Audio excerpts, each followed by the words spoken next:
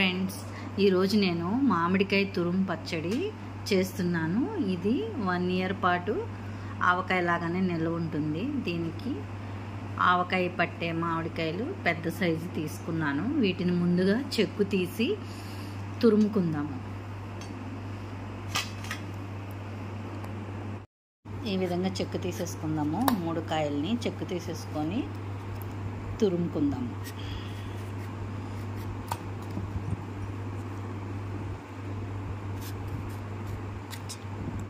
తీసుకున్నాక స్ట్రైనర్ పెట్టి తురిమేసేద్దాం. ఈ 3 వేసిన తర్వాత దీన్ని ఏదో కప్ కానీ గ్లాస్ కానీ గిన్నెతో కానీ కొలుచుకుందాము. కొలుచుకుంటే ఎన్ని కప్పులు అవుతుందో చూద్దాము.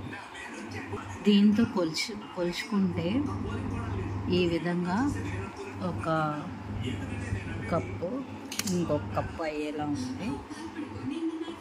ఇది కూడా వేసాను.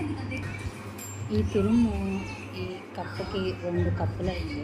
అదే 4 కప్పులకైతే 1 కప్పు కారం, దేంతో తీసుకున్నామో దీంతోనే కారం 1 కప్పు, 1/2 కప్పు సాల్ట్, ఒక 2 స్పూన్లు మెంతి పిండి, 2 స్పూన్లు ఆవు పిండి వేసి తాలింపు పెట్టేసుకుంటే ఈ పికిల్ రెడీ అయిపోతుంది. ఇప్పుడు ఇది 2 కప్పులు అయింది. దీనికి తగినంత కారం, ఉప్పు వేసేద్దాం. ఒక 3 స్పూన్స్ ఆవాలు, 2 స్పూన్స్ మెంతులు కొంచెం వేడి చేసుకొని మిక్సీ వేసి ఈ పౌడర్ని కూడా ఆ పికిల్లో వేసేద్దాం. దాంట్లో ముందుగా కారం వేసేద్దాము. దీంతో 2 గ్లాసులు అయింది కాబట్టి ఒక హాఫ్ కారం వేసేద్దాం.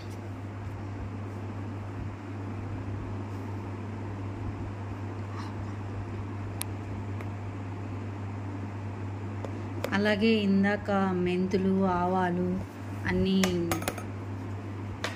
మిక్సీ వేసి పెట్టుకున్నాం కదా, ఆ పొడి కూడా వేసేద్దాం. ఉప్పు తగినంత ఉప్పు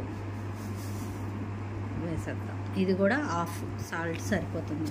ఇప్పుడు వీటన్నిటిని కలుపుకొని పప్పు నూనెతో తాలింపు పెట్టుకుందాం. ఇవన్నీ బాగా కలిపేద్దాం.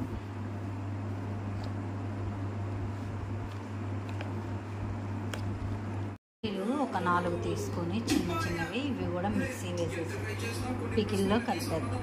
ఇలా బాగా కలిపేసుకున్నాక చున్నులపాయ మిక్సీ వేసుకున్న చున్నులపాయ కూడా వేసేసేసి కలిపేసుకొని తాలింపు పెట్టుకుంటే పచ్చడి రెడీ.